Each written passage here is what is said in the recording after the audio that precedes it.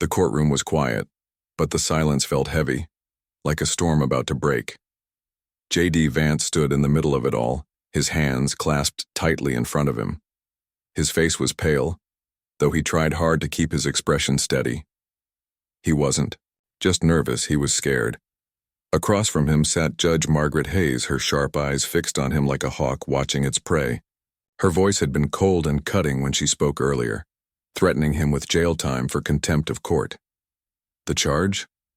Refusing to hand over documents that were part of a subpoena related to his business dealings. Everyone in the room could feel the tension.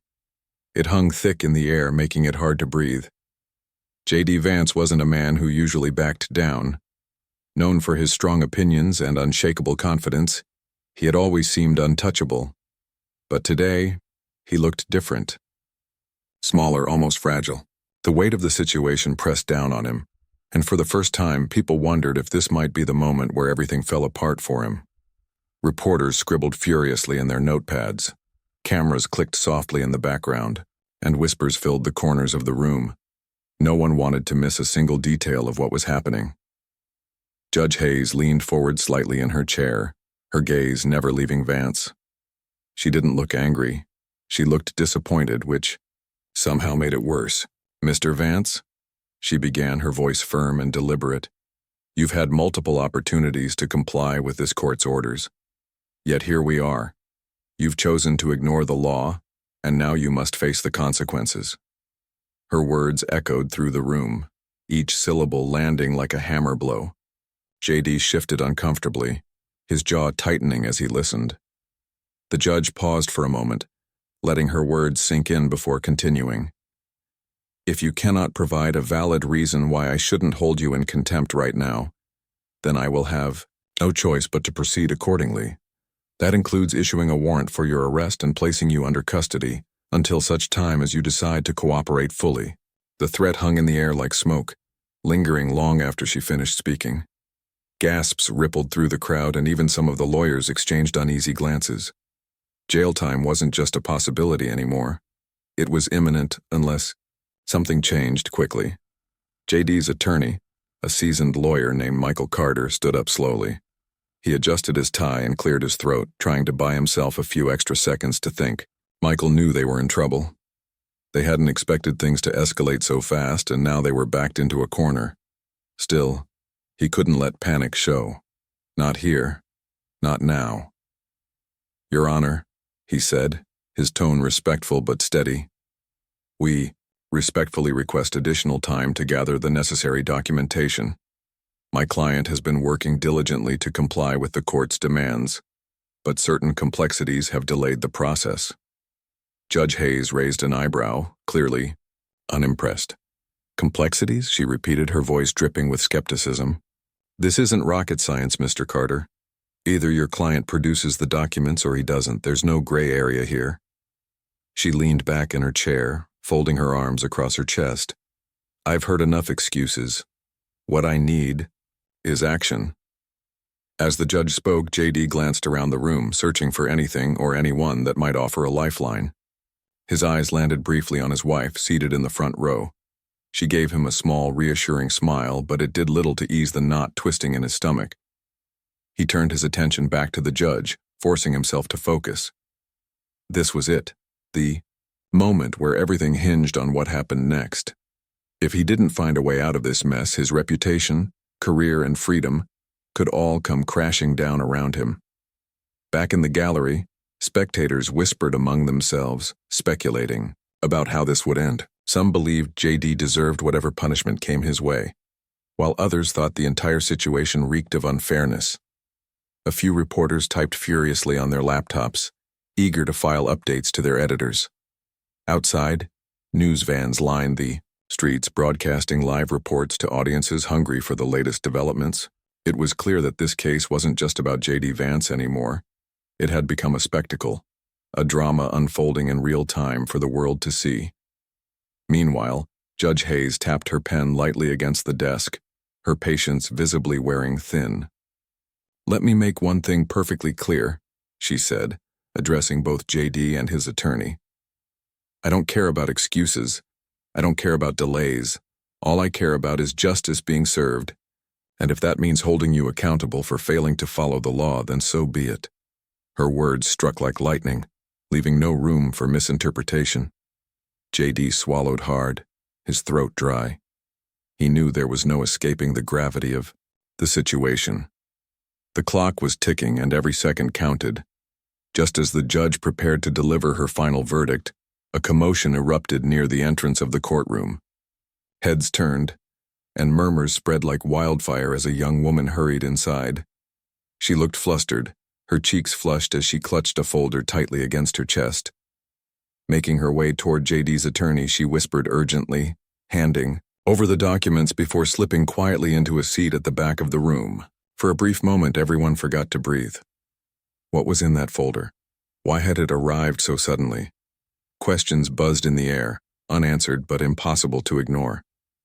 Michael Carter hesitated for a split second before opening the folder. As he flipped through the pages, his eyes widened ever so slightly. Whatever he saw, it was significant.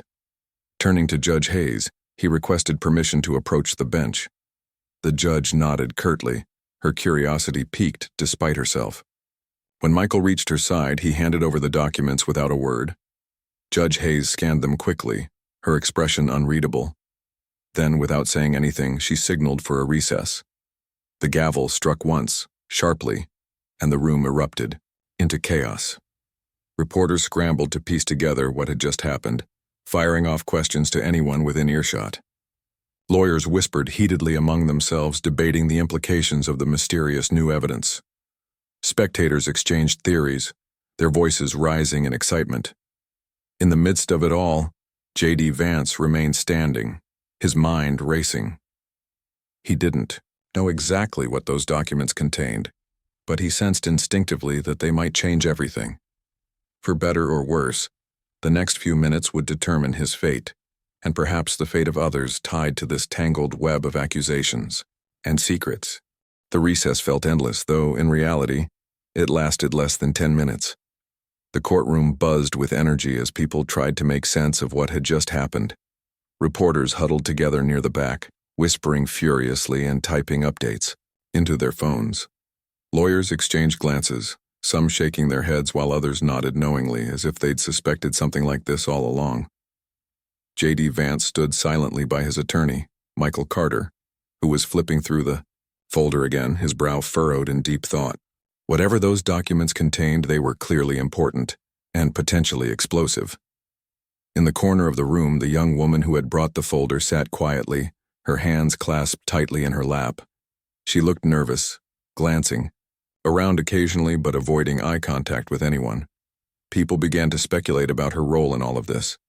Was she a whistleblower, a disgruntled employee, or perhaps someone closer to J.D. Vance's inner circle? No one knew for sure, but the fact that she had arrived so suddenly added an air of mystery to the proceedings. Everyone wanted answers, and the anticipation was almost unbearable. When Judge Hayes finally returned to the bench, the room fell, silent instantly. Her expression gave nothing away, but there was a slight tension in the way she adjusted her glasses and shuffled papers on her desk. Clearing her throat, she addressed the court. "Ladies and gentlemen, we have received new evidence that requires careful consideration. While I review these materials, I expect everyone to remain calm and respectful." Her tone was firm, leaving no room for argument. With that, she signaled for the proceedings to continue, though it was clear that the focus had shifted entirely. J.D. Vance's attorney wasted no time.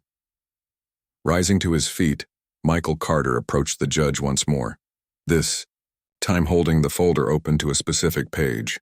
"Your Honor," he began, his voice steady but tinged with urgency, "these documents reveal information that not only pertains to my client's compliance with the subpoena, but also raises serious questions about external pressures placed upon him." He paused briefly, letting his words sink in before continuing. "Specifically, they suggest that my client may have been coerced into withholding certain documents under threat from a third party, a high-profile individual whose actions could constitute obstruction of justice." Gasps rippled through the courtroom.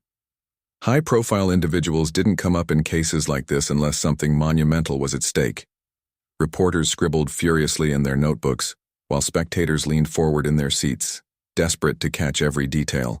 Even Judge Hayes seemed taken aback, though she did her best to maintain her composure.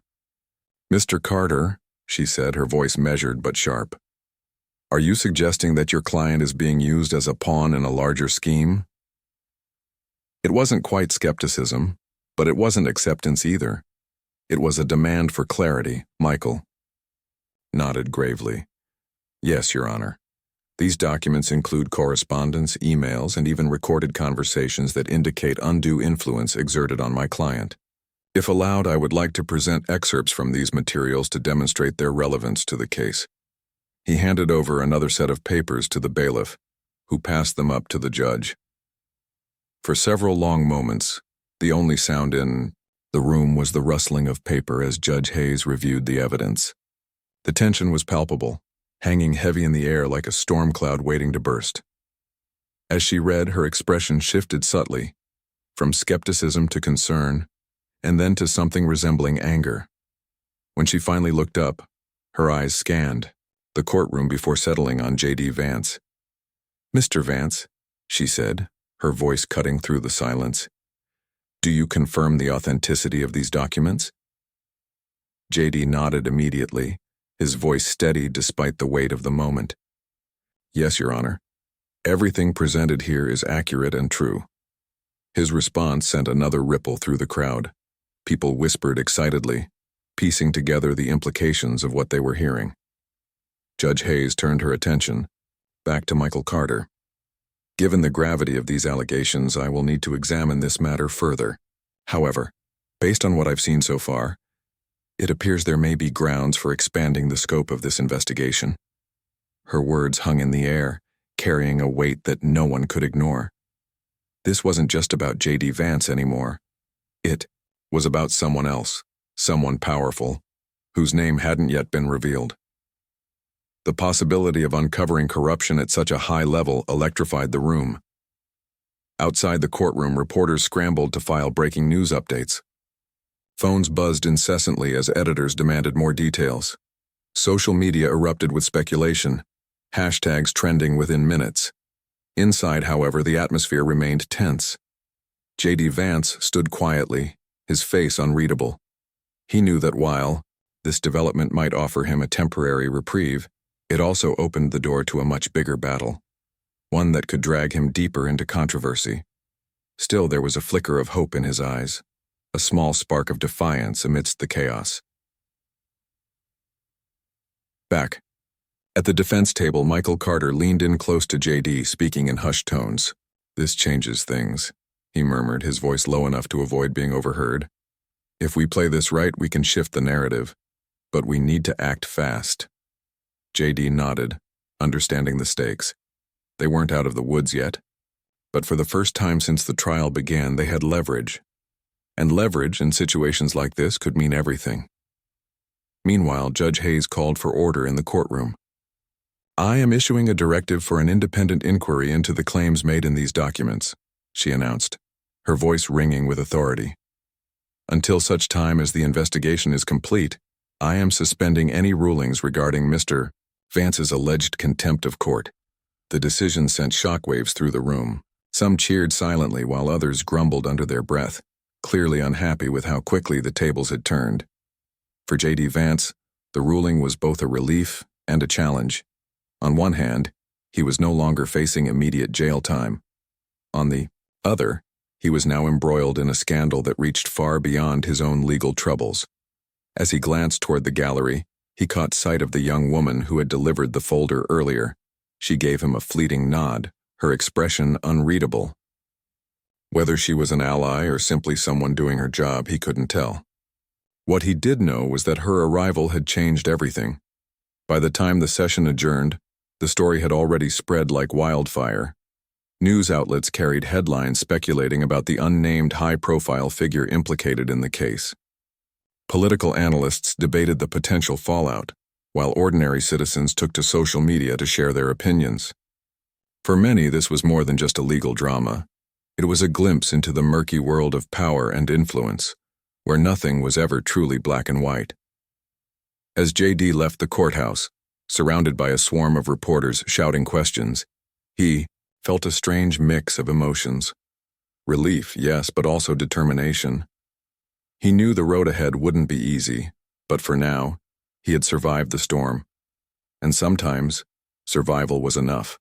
As J.D. Vance stepped out of the courthouse, the late afternoon sun cast long shadows across the steps. A sea of microphones and cameras awaited him, reporters shouting questions from every direction. "Mr. Vance, what's in the documents?" One yelled. "Who is the high-profile figure involved?"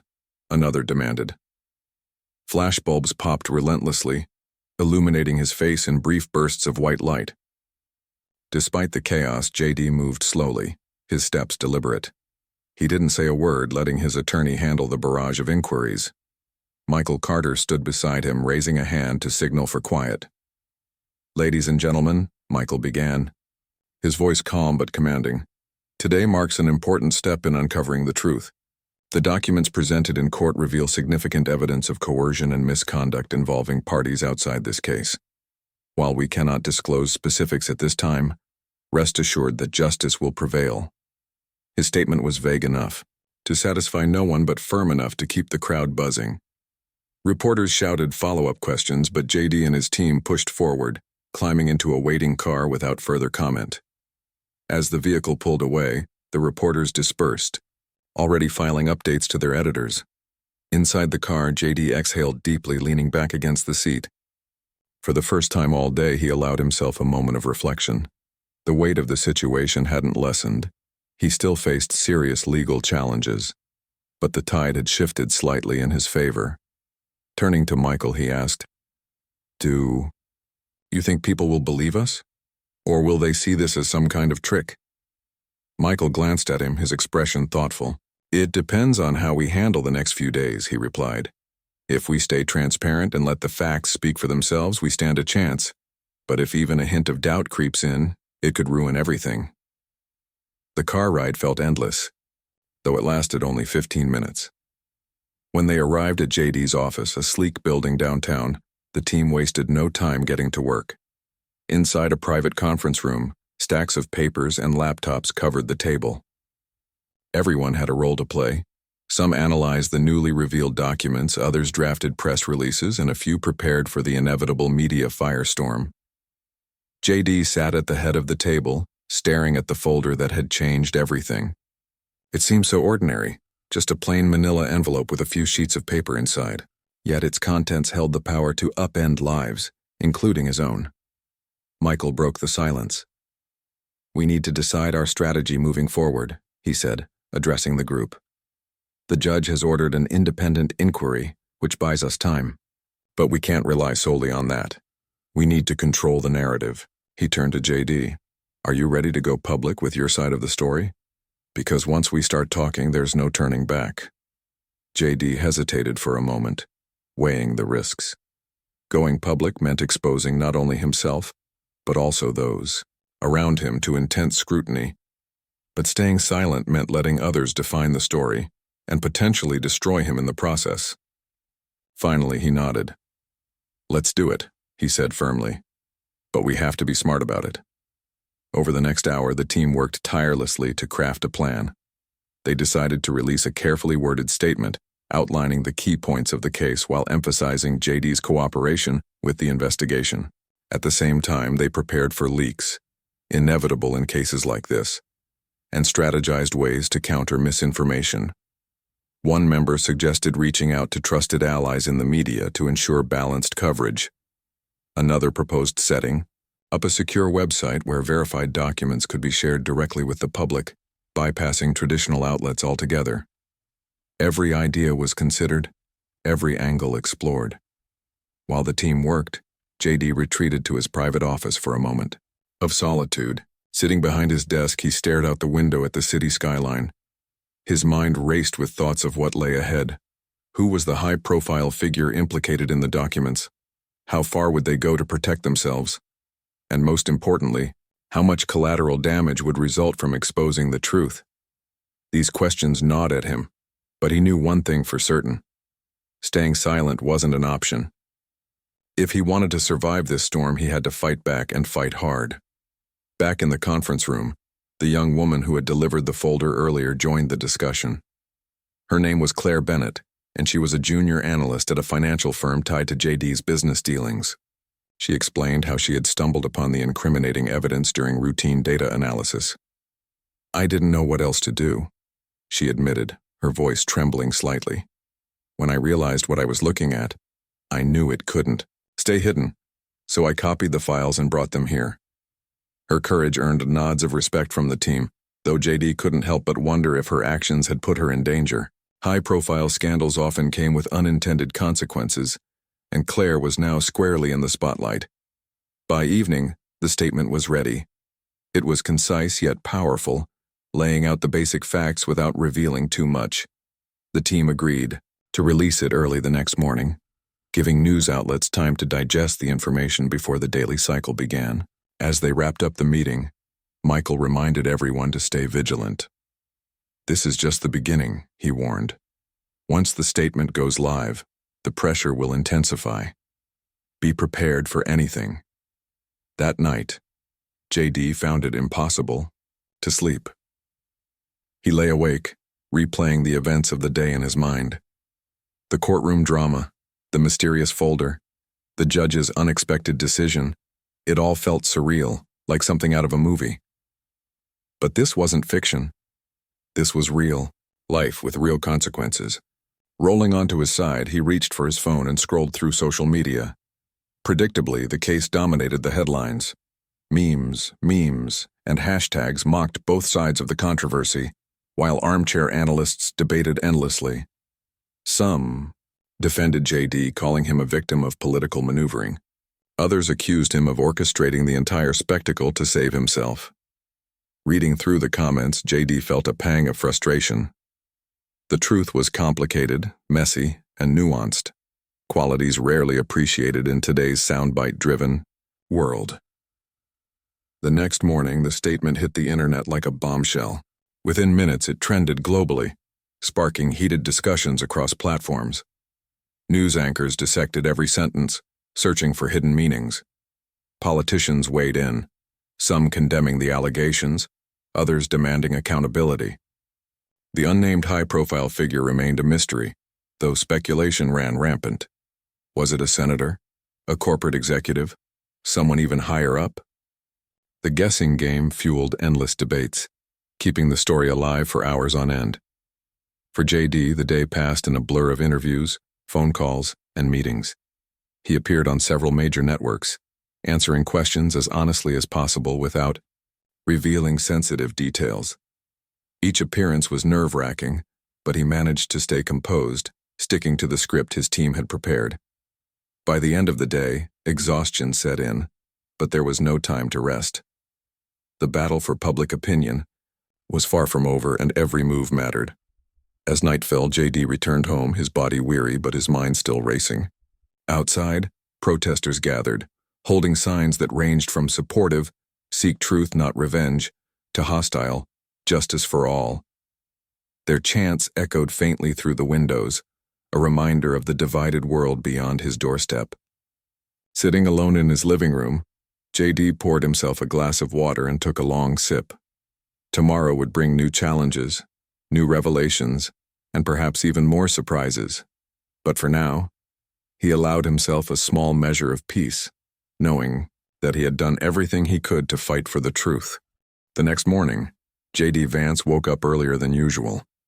The sun had barely risen, painting the sky in soft hues of orange and pink, but he couldn't afford to waste a single moment.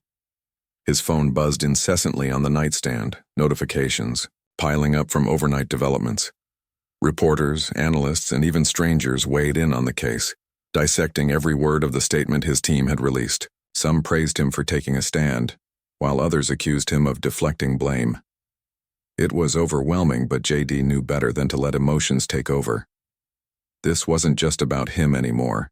It was about uncovering the truth, no matter how ugly it might be. After a quick shower and a cup of coffee, JD headed back to his office. The streets were eerily quiet at this hour, but he could feel the tension simmering beneath the surface. News trucks still lined the road outside the courthouse, their satellite dishes pointing skyward like metal trees. Protesters gathered nearby, their signs swaying gently in the breeze. As JD's car passed them, he caught snippets of their chants: "Expose the truth," and "No more cover-ups." Their voices carried a mix of anger and hope, echoing the sentiments of a nation divided. When he arrived at the office, the team was already hard at work. Papers were scattered across the conference table, laptops hummed with activity, and phones rang non-stop. Claire Bennett sat in a corner, her face pale but determined, as she typed furiously on her laptop. She looked up briefly when JD entered, offering him a small hesitant smile. He nodded in return, silently acknowledging her courage. Without her bravery, none of this would have been possible. Michael Carter called everyone to attention. "All right, listen up," he began, his tone sharp but calm. "We've made progress, but we're far from safe. The media is running wild, with speculation, and our opponents are regrouping. We need to stay ahead of the narrative." He turned to JD. "You handled yourself well during the interviews yesterday, but today we focus on specifics. People want names, dates, and details. If we don't give them something concrete soon, they'll turn on us." JD nodded, understanding the stakes. "What do you suggest?" he asked. Michael gestured to a stack of documents on the table. "These files contain everything Claire brought us, plus additional evidence we've gathered since then. Our job is to organize it into a timeline that proves your innocence and highlights the misconduct of others. But we have to be careful. Every piece of information needs to be verified before we release it." For the next several hours, the team worked tirelessly. They sorted through emails, transcripts of recorded conversations, and financial records, piecing together a complex puzzle. Each document told part of the story, revealing a web of pressure, manipulation, and deceit. At one point, Claire pointed out a particularly damning email chain between JD and someone referred to only as Subject X. The messages showed clear attempts to intimidate JD into withholding certain documents, along with veiled threats about what might happen if he didn't comply. "This is gold," Michael said, his eyes lighting up. "It proves coercion beyond any doubt." As the morning stretched into afternoon, the group took a short break to eat lunch. Even then, the conversation never strayed far from the case. JD sat quietly, picking at his sandwich while listening to the others debate strategy. Despite their efforts, he couldn't shake the feeling that they were missing something, a detail or angle that could make or break their case. Finally, unable to sit still any longer, he stood up and walked to the window. Outside, the city bustled with life, oblivious to the storm brewing inside these walls. "JD," Michael said, breaking the silence, "we need to talk about Subject X." The room fell quiet as all eyes turned to him. "Whoever this person is, they're at the center of this mess. Exposing them will shift the focus away from you, but it won't be easy. They'll fight back, and they'll come after anyone associated with this case, including Claire." He glanced at her briefly before continuing. "Are you prepared for that?" JD hesitated. He had known from the start that going public would have consequences, but hearing it laid out so bluntly made it real. Still, backing down wasn't an option. "Yes," he said finally, his voice steady. "If exposing the truth means putting myself and others at risk, then so be it. We can't let fear stop us." With renewed determination, the team resumed their work. By late afternoon, they had assembled a comprehensive timeline that connected the dots between JD's actions and the alleged misconduct of Subject X. It was compelling evidence, but releasing it required precision. Michael suggested leaking parts of the timeline to trusted journalists who could verify its authenticity before publishing. That way, they could control the flow of information and minimize misinformation. As evening approached, the first wave of leaks hit the internet. Within minutes, social media erupted with reactions. Screenshots of emails and excerpts from recorded conversations spread like wildfire, sparking outrage and disbelief. One journalist tweeted, "New evidence suggests high-level interference in J.D. Vance case. Details emerging now." Another wrote, "Subject X identified as key player in alleged coercion scheme. More to come. Back at the office, the team watched the fallout unfold in real time. JD paced nervously, his stomach churning as he refreshed news websites every few seconds. For once, the tide seemed to be turning decisively in his favor. Public opinion shifted rapidly, with many calling for accountability and justice.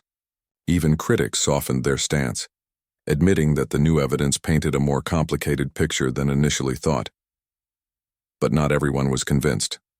Skeptics argued that JD and his team were orchestrating a smear campaign to distract from his own legal troubles. Conspiracy theories multiplied, fueled by anonymous posts online claiming the entire scandal was fabricated. Through it all, JD remained focused, knowing that facts, not speculation, would ultimately determine the outcome. That night, as the city lights twinkled outside his office window, JD allowed himself a brief moment of reflection. The past 48 hours had been a whirlwind of chaos, uncertainty, and revelation. Yet despite the challenges, he felt a glimmer of hope. For the first time since the trial began, he believed that the truth might actually set him free. But freedom came at a cost, and JD knew that the hardest battles were yet to come. By the third day, the case had exploded into a national spectacle. JD Vance's name was everywhere, on television screens, newspaper headlines, and social media feeds. The leaked documents painted a vivid picture of coercion and manipulation, implicating not only JD but also Subject X, whose identity remained shrouded in mystery. Speculation ran rampant, with everyone from political analysts to late-night comedians weighing in on the drama. For JD, the attention was both a blessing and a curse. On one hand, it shifted the narrative away from his own legal troubles. On the other, it turned his life into a circus. The morning started early, as usual. JD arrived at the office before sunrise, carrying a cup of coffee and a growing sense of unease. Despite the progress they'd made, he couldn't shake the feeling that something was missing, a loose thread waiting to unravel everything. Inside, the team buzzed with activity.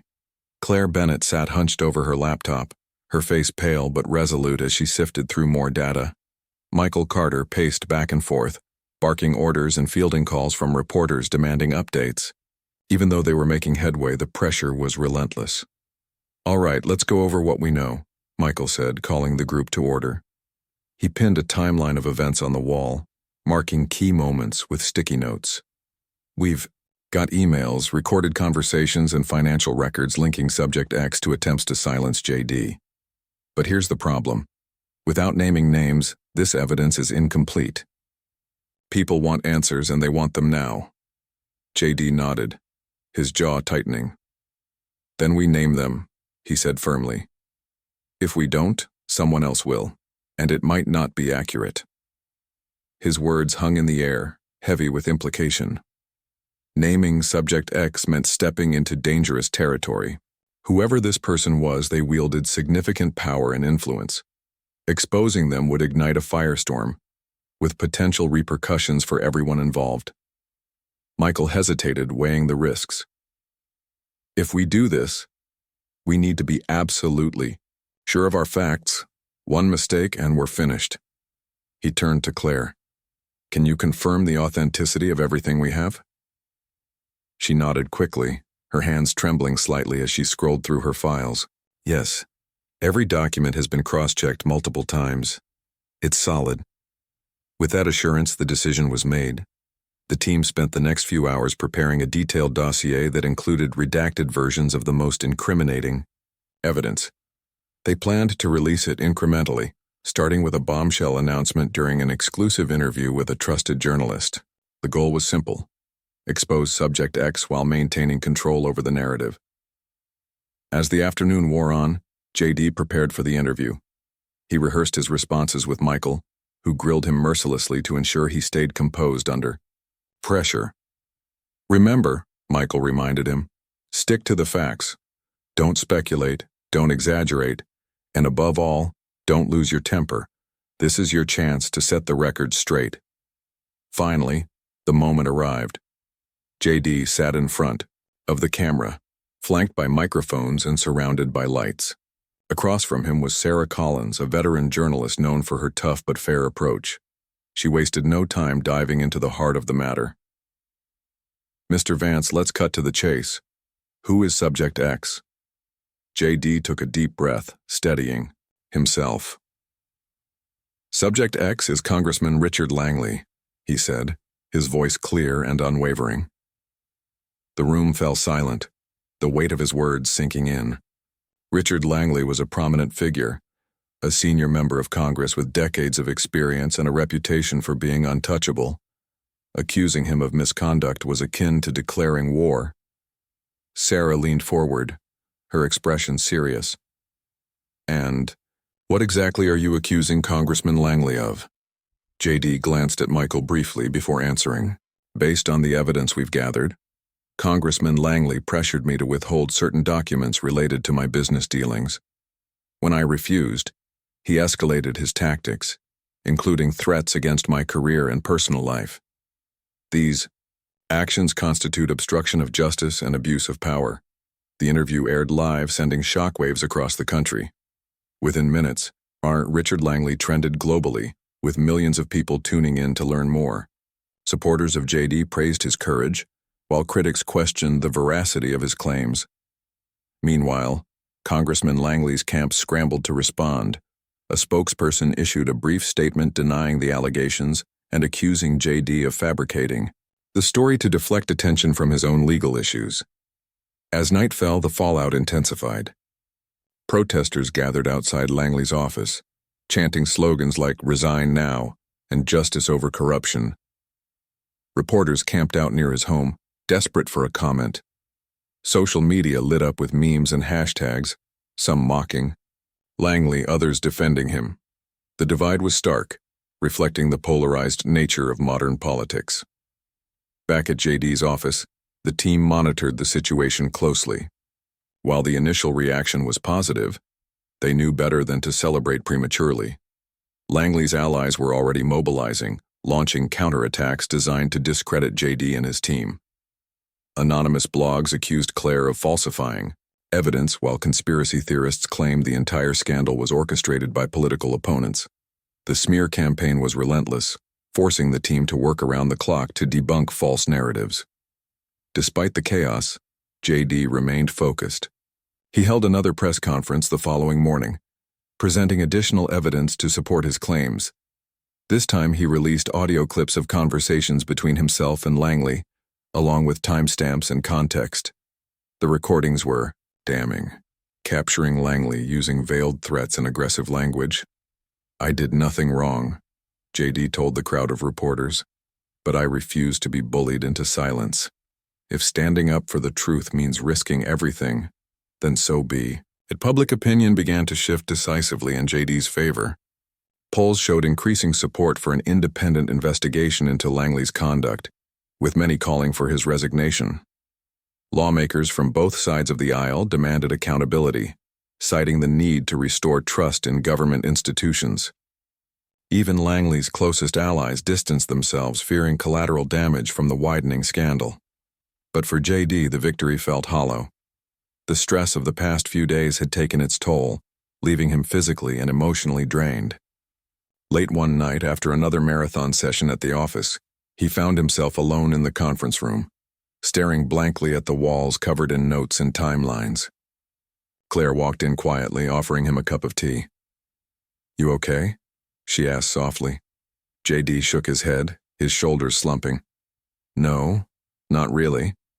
I thought exposing the truth would make things better, but it just feels heavier." Claire sat down beside him, her expression thoughtful. "It's not supposed to be easy," she said. "But what you're doing matters. Maybe not today, maybe not tomorrow, but eventually, people will remember that you stood up when it counted." Her words offered little comfort, but they reminded J.D. why he had started this fight in the first place. Justice wasn't about instant gratification. It was about planting seeds of change, even if you didn't live to see them grow. With a heavy sigh, he stood up, ready to face whatever came next. The road ahead would be long and difficult, but he knew one thing for certain. Giving up wasn't an option. By the 6th day, the storm showed no signs of calming. J.D. Vance had become a household name, his face plastered across every news outlet and social media platform. The case against Congressman Richard Langley dominated headlines, sparking debates in living rooms, offices, and even schools. For many, it was more than just a legal battle. It was a referendum on accountability and integrity in leadership. Yet for J.D., the whirlwind of attention brought little relief. Every victory came with fresh challenges, each step forward accompanied by 2 steps back. The morning began with yet another press conference. J.D. stood behind a podium flanked by his attorney Michael Carter and Claire Bennett, whose courage had become a symbol of resistance for many. Reporters packed the room, their cameras clicking incessantly as they jostled for better angles. J.D. cleared his throat, his voice steady but tinged with exhaustion. "Ladies and gentlemen," he began, "the evidence we've presented speaks for itself. It's clear that Congressman Langley abused his position to intimidate me into withholding documents. What we're fighting for isn't just my freedom. It's justice for everyone affected by corruption." As he spoke, snippets of newly released audio played over loudspeakers. In one clip, Langley's voice rang out sharply, warning J.D. about the consequences of defiance. Another recording revealed thinly veiled threats targeting J.D.'s family. Gasps rippled through the crowd as the gravity of the situation sank in. When J.D. finished speaking, the room erupted into questions shouted simultaneously. "Is Langley still in Congress?" one reporter yelled. "What happens next?" asked another. J.D. raised a hand to signal for calm, but the chaos underscored how deeply this scandal had captured the public's imagination. Meanwhile, Congressman Langley fought back fiercely. His team launched a full-scale PR campaign, accusing J.D. of fabricating evidence and manipulating public opinion. They hired high-profile lawyers and lobbyists to discredit the allegations, flooding the airwaves with counter-arguments. A glossy ad appeared online, portraying Langley as a victim of political sabotage. "This is nothing but a smear campaign," his spokesperson declared during an interview. "We will prove Mr. Vance's claims are baseless." Despite these efforts, cracks began to form in Langley's defense. Anonymous sources within Congress leaked information corroborating parts of J.D.'s story. Whistleblowers came forward, alleging similar experiences of coercion and intimidation at Langley's hands. One former aide recounted late-night phone calls where Langley demanded loyalty above all else, threatening career ruin for anyone who crossed him. These accounts painted a troubling picture of systemic abuse, further fueling calls for an independent investigation. Back at J.D.'s office, the team worked tirelessly to keep up with the rapidly evolving situation. Michael Carter reviewed legal strategies while Claire cross-referenced documents to ensure accuracy. J.D. himself spent hours fielding calls from supporters, critics, and curious citizens alike. Some praised him as a hero, others accused him of exploiting the system for personal gain. Each interaction left him drained, yet determined to see this through. That evening, J.D. received an unexpected visitor, Senator Eleanor Myers, a respected figure known for her commitment to ethics reform. She arrived unannounced, slipping quietly into the conference room where J.D. and his team were strategizing. "I've been following your case closely," she said, her tone measured but warm. "You're taking a huge risk, but it's one worth taking. Corruption thrives in silence, and you've broken that silence." Her words carried weight, especially given her reputation for impartiality. J.D. nodded gratefully, though he couldn't help but feel wary. Politics was a game of alliances, and trust was hard to come by. "Thank you, Senator," he replied. "But I know this fight isn't over, not by a long shot." Senator Myers smiled faintly, her expression thoughtful. "No, it's not. But remember, change doesn't happen overnight. You've planted a seed. Now it's up to us to nurture it." As the days turned into weeks, momentum continued to build. Lawmakers from both parties joined forces to demand an official inquiry into Langley's conduct.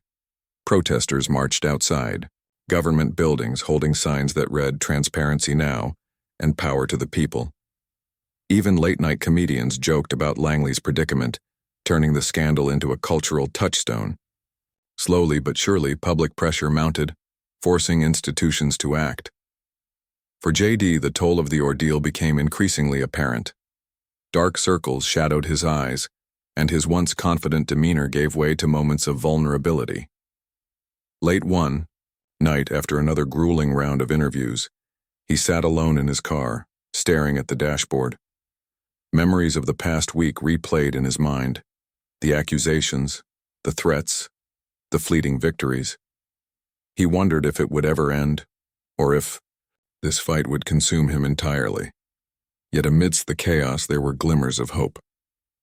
Strangers reached out to share stories of their own struggles with corruption, thanking JD for giving them a voice.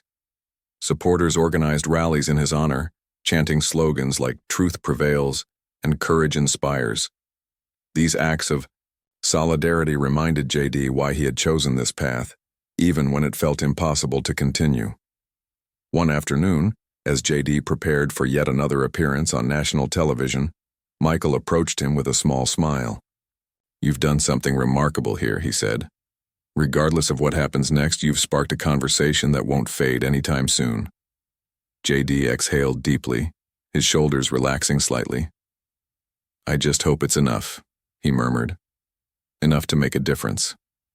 When the dust finally settled, weeks later after countless hearings, investigations, and debates, Congressman Richard Langley resigned under mounting pressure. While he avoided criminal charges due to lack of concrete evidence, his political career lay in ruins. J.D. Vance, meanwhile, emerged scarred but triumphant. Though his legal troubles weren't fully resolved, public perception had shifted dramatically.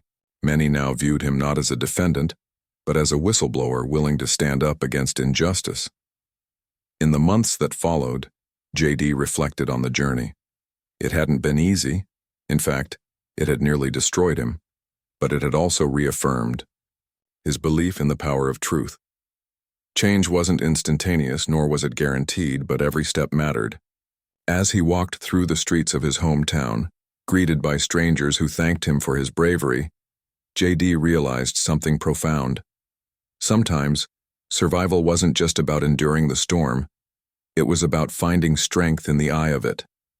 And in doing so, inspiring others to do the same.